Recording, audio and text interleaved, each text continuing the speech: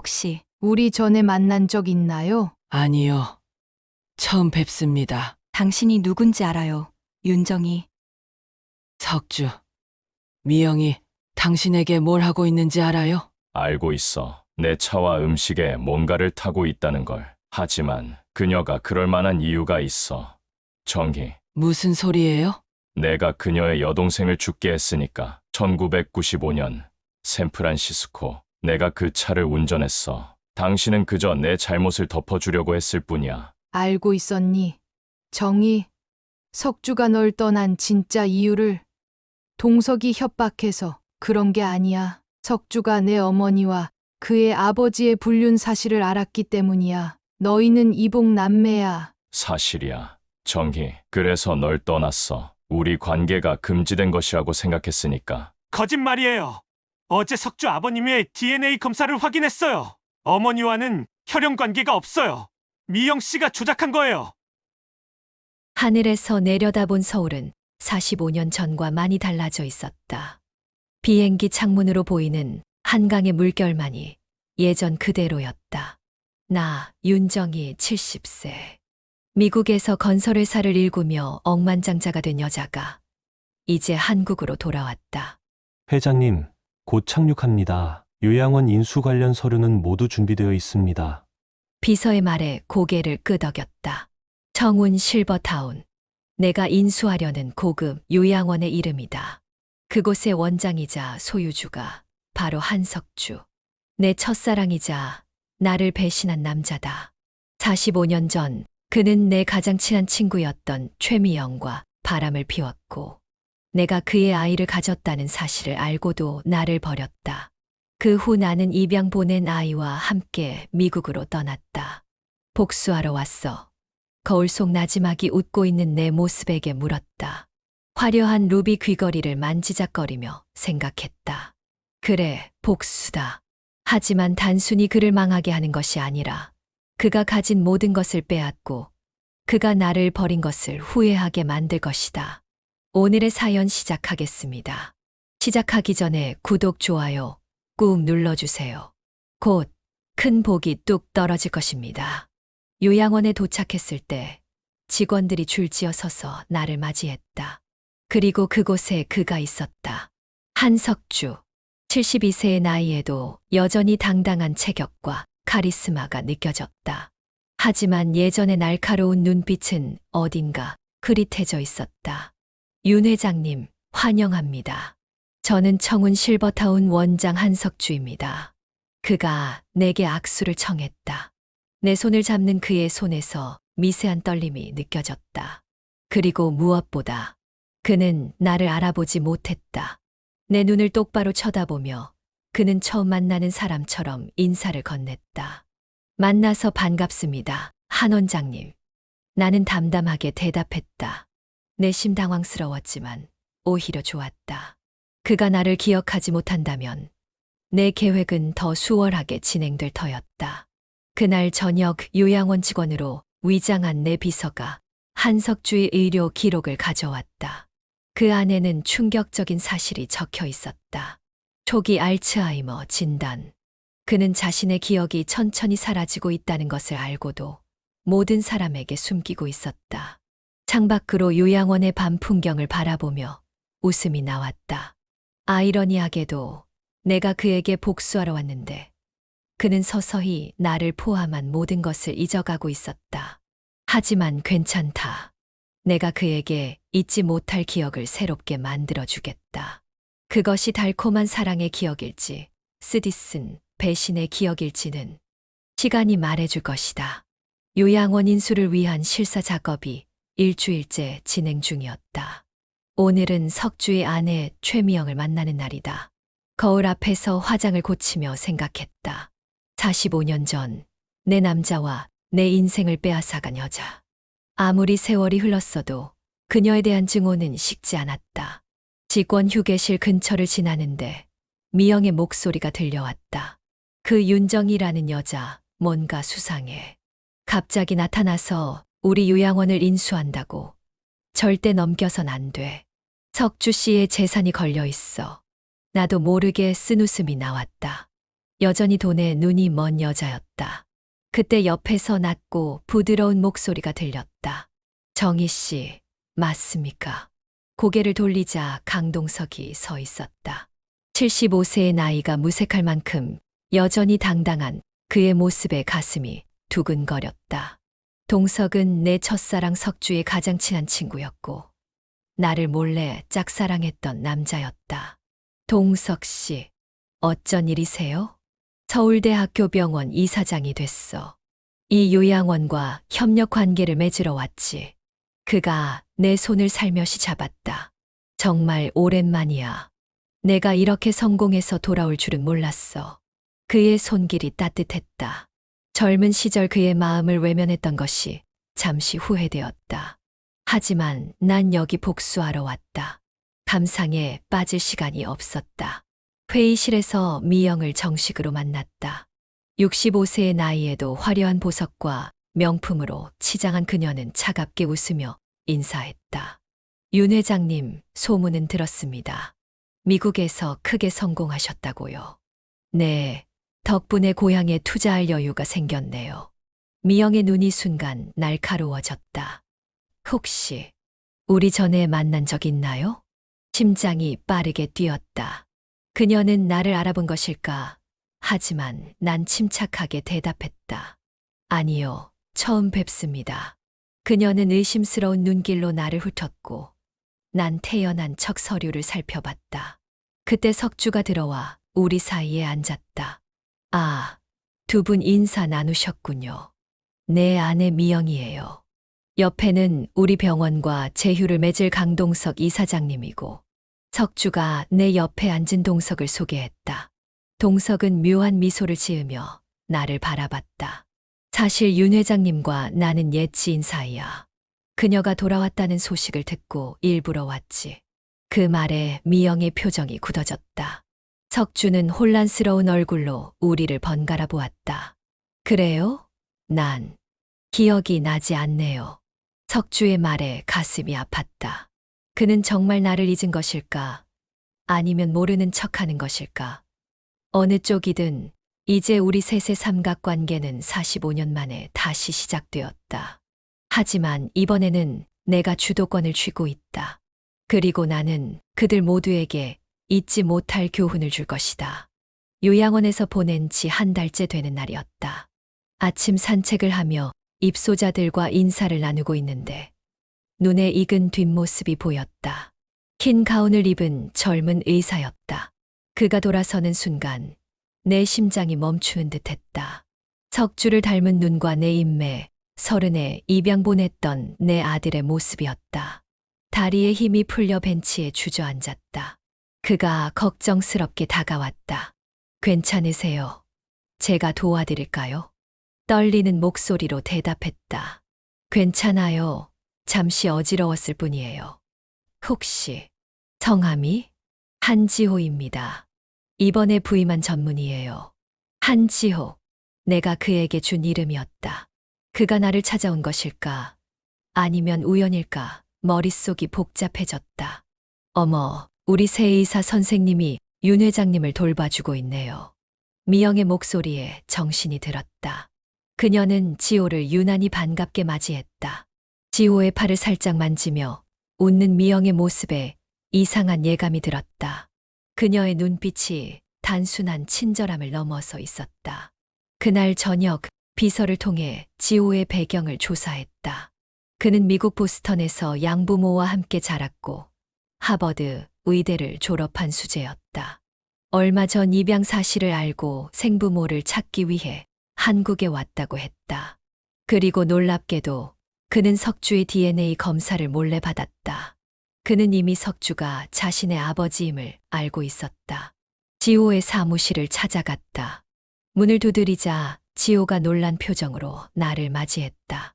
윤 회장님, 이렇게 늦게 찾아오시다니 무슨 일이신가요? 책상 위에는 석주의 의료 차트가 놓여 있었다. 그는 아버지의 치매를 연구하고 있었다. 지호 씨, 당신이 누구인지 알고 있어요. 그의 얼굴색이 변했다. 무슨 말씀이신지. 당신은 한석주와 내 아들이에요. 내가 당신의 생모예요. 침묵이 흘렀다. 지호의 눈에 눈물이 고였다. 알고 계셨군요. 그런데 왜 저를 버리셨나요? 가슴이 찢어지는 듯 했다. 버린 게 아니야. 보호하려 했던 거야. 그때 내겐 너를 키울 여건이 안 됐어. 대화 중에 문이 벌컥 열렸다. 미영이 서 있었다. 뭐야, 이렇게 늦게까지 단둘이? 그녀의 시선이 우리 사이를 오갔다. 그녀는 이미 뭔가를 눈치챈 듯 했다. 회장님, 지호 박사님은 바쁜 분이에요. 이만 돌아가세요. 미영은 내게 의미심장한 미소를 지었다. 그리고 지호에게 다가가 그의 팔을 슬쩍 잡았다. 지호 선생님, 내일 저녁에 우리 집에서 식사해요. 석주도 당신을 만나고 싶어 해요. 지호는 난처한 표정으로 고개를 끄덕였다. 방을 나오면서 뒤를 돌아봤다. 미영이 지호에게 지나치게 가까이 다가서 속삭이는 모습이 보였다. 그녀의 손이 그의 가슴에 머물렀다. 이건 위험한 게임이었다. 미영은 지호가 석주의 아들임을 알아차린 것 같았다. 그리고 그녀는 지호를 이용해 무언가를 꾸미고 있었다. 내 아들을 빼앗길 수는 없었다. 이번에는 절대로. 석주의 사무실 창밖으로 가을 비가 내리고 있었다. 그와의 비공식 미팅을 위해 찾아왔지만 도착했을 때 그는 자리에 없었다. 기다리는 동안 우연히 그의 책상 위에 놓인 약병을 발견했다. 리스페리돈. 조현병이나 심한 망상 증세에 쓰이는 약이었다. 왜 치매 환자에게 이런 강한 약이? 윤 회장님, 기다리셨나요? 놀라 돌아보니 석주가 서 있었다. 평소보다 더 초점이 흐려진 눈, 떨리는 손. 그의 상태가 눈에 띄게 악화된 것 같았다. 석주 씨, 괜찮으세요? 많이 피곤해 보이네요. 그가 희미하게 웃었다. 요즘 잠을 잘 못 자요. 이상한 꿈을 꿔서. 어떤 꿈인데요? 학창 시절 사랑했던 여자가 자꾸 나타나요. 이름이 정이었던 것 같은데. 심장이 요동쳤다. 그는 나를 꿈에서 기억하고 있었다. 그 여자를 많이 사랑하셨나 봐요. 네, 하지만 배신했죠. 내 인생 최대의 실수였어요. 그가 창밖을 바라보며 중얼거렸다. 가끔은 그녀가 돌아와서 복수하지 않을까 두려워요. 대화 중에 미영이 갑자기 들어왔다. 그녀는 석주에게 작은 약병을 건넸다. 여보, 약 먹을 시간이에요. 석주는 순순히 약을 삼켰다. 미영이 나가자마자 그는 의자에 깊이 몸을 묻었다. 몇 분 후 그의 눈이 점점 풀리기 시작했다. 의심이 들어 그날 저녁 지호를 찾아갔다.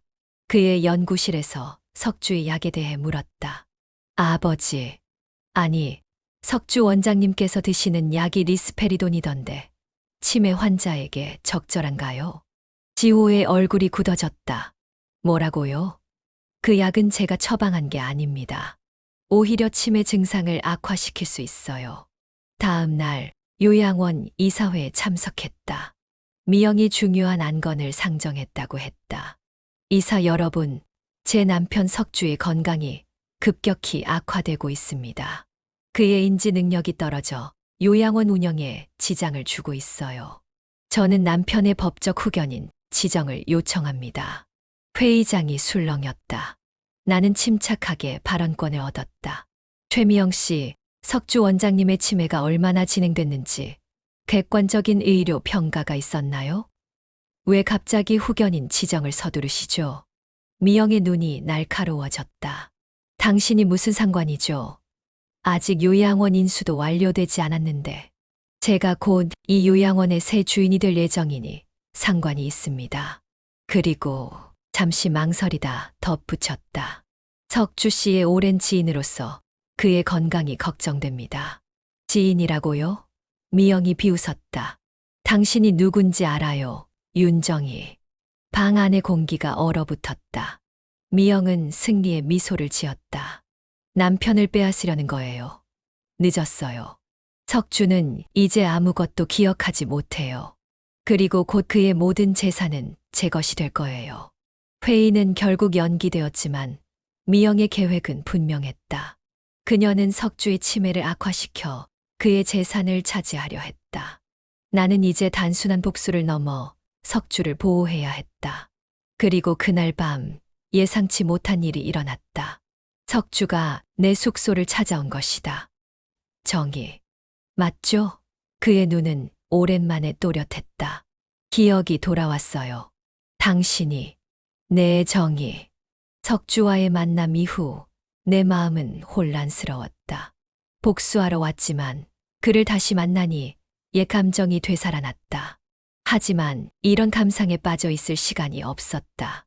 오늘 아침 낯선 남자로부터 연락이 왔기 때문이다. 윤 회장님, 강민우라고 합니다. 강동석 이사장님의 아들이에요. 시간 좀 내주시겠어요? 청운 호텔 라운지에서 그를 만났다. 40대 초반의 민우는 아버지를 닮은 날카로운 눈매를 가졌지만 어딘가 차가운 인상이었다. 정희 아주머니, 아니 윤 회장님이라고 해야 할까요? 그가 웃으며 말했다. 미국에서의 생활은 어떠셨어요? 특히 1995년 샌프란시스코에서의 일은 기억나세요? 심장이 빠르게 뛰었다. 그 해, 그 도시에서 일어난 끔찍한 사고를 그가 어떻게 알고 있는 걸까? 무슨 말씀이신지. 그는 테이블 위에 봉투를 밀어 넣었다. 열어보니 오래된 신문 기사 복사본이었다. 한국계 사업가, 교통사고로 동료 사망. 그리고 희미한 현장 사진 속에 내가 있었다. 이 사고로 죽은 여성이 최지영, 미영 씨의 쌍둥이 여동생이죠. 그녀가 당신 회사에서 일했다는 사실은 기록에 없더군요. 왜 숨기셨을까요? 목이 말랐다. 그건 사고였어. 내가 운전한 것도 아니고.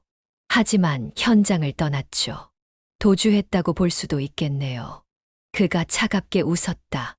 이 자료가 공개되면 윤 회장님의 명성이 어떻게 될지. 원하는 게 뭐죠? 간단해요. 요양원 인수를 포기하고 당신의 미국 회사 지분 30%를 저에게 넘기세요. 협박이었다. 분노가 치밀었지만 표정 관리를 했다. 생각해 볼게요. 시간이 필요해요. 일주일 들이죠. 그리고 그가 일어서며 덧붙였다. 미영 이모님께 인사 전해주세요. 이모님, 갑자기 모든 것이 맞아떨어졌다. 민우는 미영과 내통하고 있었다. 그의 아버지 동석이 모르는 사이에 숙소로 돌아오는 길에 전화가 왔다. 지호였다. 어머니. 여전히 어색하게 들렸다. 석주원. 아버지의 건강 상태가 위험합니다. 약물 오남용 증상이 확실해요. 누군가 의도적으로 과다 투약을 하고 있어요. 미영이겠지. 제 생각도 그래요. 하지만 더 큰 문제가 있어요. 오늘 아버지의 혈액 검사에서 이상한 물질이 발견됐어요. 미량의 비소가 숨이 멎는 것 같았다. 미영은 석주를 중독시키고 있었다. 지금 바로 갈게. 누구에게도 말하지 마. 요양원에 도착하자마자 석주의 병실로 향했다. 그는 침대에 누워 창밖을 바라보고 있었다. 정희. 그가 희미하게 웃었다. 오늘은 기억이 또렷해. 그런 날이 점점 줄어들고 있어. 그의 손을 잡았다. 차갑고 약했다. 석주, 미영이 당신에게 뭘 하고 있는지 알아요? 그가 천천히 고개를 끄덕였다. 알고 있어. 내 차와 음식에 뭔가를 타고 있다는 걸. 하지만 그녀가 그럴 만한 이유가 있어. 정희. 무슨 소리예요? 내가 그녀의 여동생을 죽게 했으니까. 충격에 말을 잃었다. 석주가 계속 말했다. 1995년 샌프란시스코. 내가 그 차를 운전했어. 당신은 그저 내 잘못을 덮어주려고 했을 뿐이야. 그리고 미영은 그 모든 걸 알고 있어. 방 안에 침묵이 내려앉았다. 내가 45년간 짊어졌던 죄책감이 순간 무너져 내렸다. 갑자기 문이 열리고 미영이 들어왔다. 그녀의 눈에 날카로운 경계심이 서려 있었다. 뭐 하는 거예요? 두 분. 단순한 병문 아니에요. 미영 씨. 나는 침착하게 대답했다. 미영의 의심스러운 눈길을 피하기 위해 자연스럽게 자리에서 일어났다. 미영이 떠나고 나서 지호에게 문자를 보냈다. 석주 씨의 음식과 약을 모두 검사해. 그리고 요양원에 다른 이상한 점이 있는지 알아봐. 다음 날 아침 요양원의 정원을 거닐고 있을 때 한 노인이 나를 불러 세웠다. 김 교수라고 했다. 80대의 그는 요양원에 입소한 지 2년이 된 신경학 분야의 은퇴 교수였다. 윤 회장님, 이야기 좀 할 수 있을까요? 중요한 거예요. 한적한 벤치에 앉아 그가 조용히 이야기를 시작했다. 이 요양원에서 이상한 일이 벌어지고 있어요. 매주 목요일마다 일부 입소자들이 특별 검진을 받습니다. 그리고 그 후 몇몇은 이상 행동을 보여요. 기억 상실, 환각, 치매 증상이 갑자기 악화되는 거죠. 어떤 특별 검진인가요? 지하 3층에 있는 실험실에서 진행됩니다. 공식적으로는 치매 진행 연구라고 하지만 그는 주위를 살피며 목소리를 낮췄다. 사실은 새로운 약물 실험이에요. 동의 없이 진행되는 충격의 말을 잊지 못했다. 그는 주머니에서 작은 메모리 카드를 꺼냈다. 증거예요. 몰래 촬영한 거예요. 어제는 최미영과 강민우가 외부 인물과 만나는 장면도 찍었어요. 제약회사 중역인 것 같았어요. 메모리 카드를 받아들고 숙소로 돌아와 영상을 확인했다. 충격적인 장면들이 펼쳐졌다. 노인들에게 강제로 약물을 투여하고 그들의 반응을 기록하는 의료진. 그리고 미영과 민우가 정장을 입은 남성과 대화하는 장면. 확대해보니 그의 명함에는 프라임 제약 로고가 보였다. 동석의 회사였다. 지호에게 즉시 연락했다. 그는 곧 내 숙소로 달려왔다. 어머니, 저도 뭔가 이상하다고 느꼈어요. 지하 3층은 접근 제한 구역이라 들어갈 수 없었거든요. 영상을 함께 보면서 지호의 얼굴이 창백해졌다. 이건 완전히 불법입니다. 인간 대상 임상시험에는 엄격한 규정이 있어요. 동석의 회사와 연관되어 있어. 그리고 미영과 민우가 개입하고 있고. 침묵 속에서 지호가 조심스럽게 말했다. 어머니, 제가 무언가 고백할 게 있어요. 그의 표정이 심각해졌다. 처음 여기 온 건 단순히 아버지를 찾기 위해서가 아니었어요. 실은 미영이 저를 고용했습니다. 아버지의 치매를 연구한다는 명목으로요. 그녀의 진짜 목적을 몰랐어요. 하지만 점점 의심이 들었고, 미영과 무슨 관계야? 직설적으로 물었다. 지호의 얼굴이 붉어졌다. 그녀가 접근해 왔어요. 처음엔 단순한 친절이라 생각했는데, 제게 특별한 관심을 보였어요. 그리고 어느 날 밤, 술에 취해서 속이 메스꺼워졌다. 그녀와 관계를 가졌구나. 지호가 고개를 떨궜다. 제가 얼마나 바보 같았는지. 그녀는 저를 이용해 아버지의 의료 기록에 접근하고 약물 처방을 조작하려 했어요. 지호의 고백이 끝나자마자 핸드폰이 울렸다. 김 교수였다. 윤 회장님, 그들이 알아챈 것 같아요. 제 방을 수색했어요. 도망쳐야. 전화가 갑자기 끊겼다. 지호와 눈이 마주쳤다. 가야 해요. 내가 말했다. 김 교수님이 위험해요. 요양원으로 달려가는 차 안에서 지호가 물었다. 어머니, 왜 이렇게까지 하세요?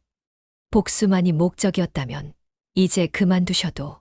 창밖을 바라보며 대답했다. 이제 복수가 아니야. 정의야. 그리고 잠시 망설이다 덧붙였다.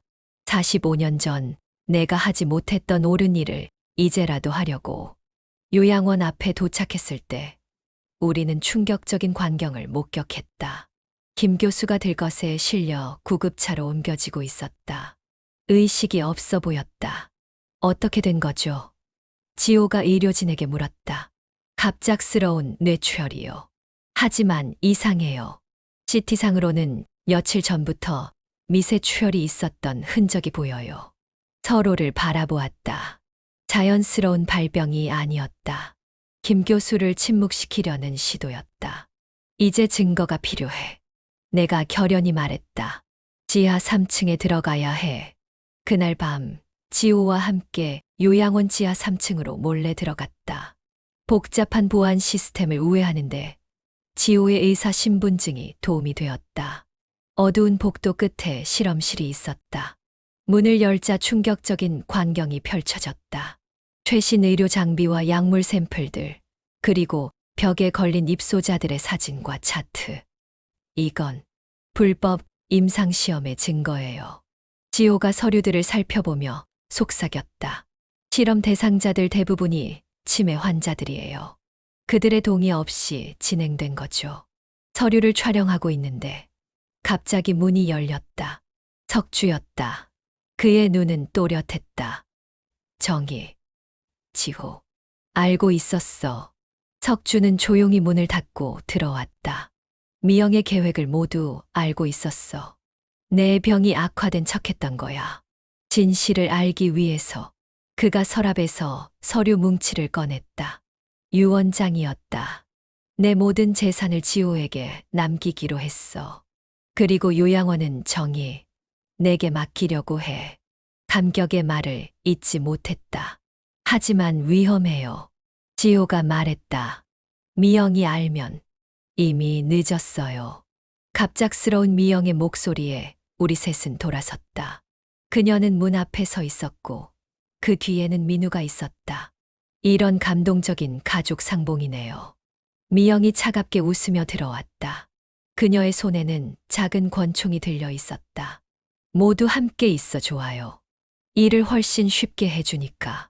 민우가 문을 잠그고 우리를 둘러쌌다. 석주가 앞으로 나섰다. 그만해, 미영아. 이건 너무 나갔어. 나간 건 당신이야. 미영이 소리쳤다. 내 동생을 죽이고 이 여자를 사랑하면서도. 긴장이 감돌았다. 미영이 계속했다. 알고 있었지, 정희. 석주가 널 떠난 진짜 이유를. 동석이 협박해서 그런 게 아니야. 석주가 내 어머니와 그의 아버지의 불륜 사실을 알았기 때문이야. 너희는 이복 남매야. 충격에 뒤로 물러섰다. 석주가 고개를 떨궜다. 사실이야, 정희. 그래서 널 떠났어. 우리 관계가 금지된 것이라고 생각했으니까. 거짓말이에요. 지호가 갑자기 말했다. 어제 석주 아버님의 DNA 검사를 확인했어요. 어머니와는 혈연 관계가 없어요. 미영 씨가 조작한 거예요. 미영의 표정이 일그러졌다. 똑똑하네, 애송이. 하지만 늦었어. 그녀가 갑자기 총을 들어 석주를 겨냥했다. 그 순간 내가 그녀에게 달려들었다. 몸싸움 속에 총이 바닥에 떨어졌다. 민우가 총을 집으려 했지만 지호가 그를 막아섰다. 미영과 나는 바닥에서 뒤엉켜 싸웠다. 70대의 나이가 무색하게 오랜 증오가 우리에게 힘을 주었다. 총을 차지하기 위한 필사적인 몸부림이었다. 민우와 지호도 격렬하게 싸우고 있었다. 석주는 경보 버튼을 누르려 했지만 미영이 던진 물건에 머리를 맞고 넘어졌다. 그때 실험실 시약이 쏟아지면서 불이 번졌다. 순식간에 화염이 실험실을 뒤덮었다. 연기가 자욱해지며 호흡이 어려워졌다. 모두 나가요. 지호가 소리쳤다. 미영은 패닉 상태로 출구로 뛰었지만 문이 열리지 않았다. 불 속에서 나는 석주를 일으키려 했다. 그의 이마에서 피가 흘렀다. 정희야, 미안해. 그가 희미하게 속삭였다. 괜찮아요. 우리 함께 나갈 거예요. 불길이 점점 거세지는 가운데 갑자기 동석이 비상구를 통해 뛰어들었다. 그는 미영을 발견하고 달려갔다. 미영아, 괜찮아? 여보, 당신이. 미영의 눈에 눈물이 고였다. 그 순간 천장의 일부가 무너져 내렸다. 지호가 재빨리 나를 밀어내고 석주를 끌어안았다. 그 자리에 자네가 떨어졌다. 화재로부터 6개월 후 새롭게 단장된 청운 실버타운 정원에서 개원식이 열렸다. 나는 휠체어에 앉은 석주의 손을 잡고 있었다. 그는 화재 후 기적적으로 치매 증상이 호전되었다.